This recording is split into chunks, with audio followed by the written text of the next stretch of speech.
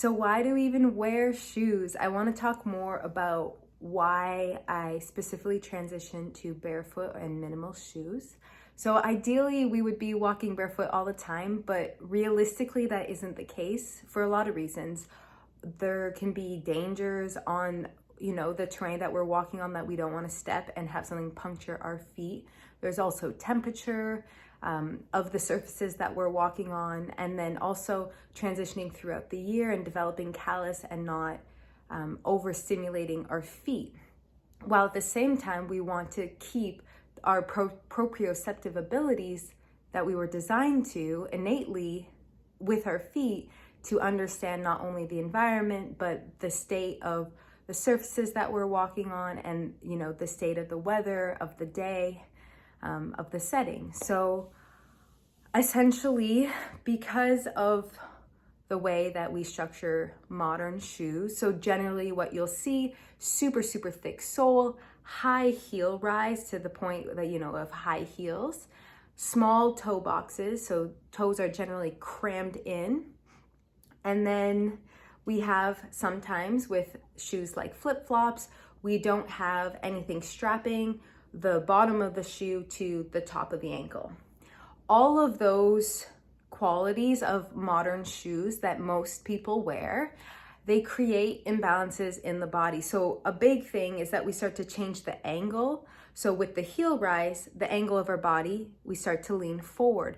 That will have completely ripple effects throughout the body. Essentially, you're shifting your natural positioning of bones, of cartilage, ligaments, tendons on, almost throughout your entire day, depending on how many hours you're walking. And shifting that angle then creates different positions in the bones. Some muscles will be more tight, some muscles will be more loose. So it completely changes your physiology. Also, the thick, rigid sole, what happens to the body with that is that the 33 incredible tiny muscles in the foot don't get to articulate because the sole is so rigid that there's no need for your foot to adapt or mold to uneven surfaces. So then what happens, inevitably, those muscles, they die. They stop moving, there's no need for them, so they're no longer engaged in the body. So that also leads to the issue of when you take your shoes off, a lot of people have pain or struggle walking barefoot. It's pretty intense, especially when you've worn these shoes for years, for such a long time. Another piece with the rigid sole is that the nerve endings, so our nervous system all extends throughout our feet. They start to die also. There's no need. There's nothing for those nerves to be turned on, to be receptive to. So they also atrophy. And so what you have is just, in some ways, a degeneration of your body's natural ability to walk and to perceive and therefore interact with the world without this crutch of a really intense shoe. So what I want to speak to of is the four main things that I'm looking for in minimalist shoes. So the first one is the sole. You want a super thin sole, as thin as you feel comfortable, but something that's thin, also super flexible, not only in this direction, but twisting. So not only this way, but this way. So we want to give the foot the ability to explore its full range of motion, because when you're walking on uneven ground outside, you're going to have to adapt and then balance. And again, that ripples all the way up through the body. The other thing is the heel. So you want a shoe that does not have a heel rise. So essentially the biggest example here would be running shoes. Oftentimes you see running shoes with a nice chunky sole. I shouldn't say nice because it isn't nice. What happens is that you end up changing your gait to adapt to that angle that's being created by the shoe.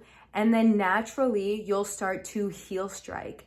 So essentially you're pounding your heel with every step because your gait is now changed based on the shoe. And that can lead to, again, a ripple effect of body changes and physiological changes throughout the body, but the biggest one is knees. You're essentially slamming, jamming your knee with every step. The other piece is having the top of the shoe being strapped onto the bottom. So with flip-flops, this is the best example. There's nothing holding the back of the shoe to your ankle. So what happens, your foot's gonna have to do that. How does it do it? It scrunches up your toes oftentimes, and then there's tension in the arch. So when you walk for long periods of time with flip-flops, you hurt and you create pain in your foot. So when you're looking for a sandal, you want something that, here's one example, the strapping around the foot. Of course, a shoe also, good strapping around the heel so that there is no need for your body to try to hold the shoe on.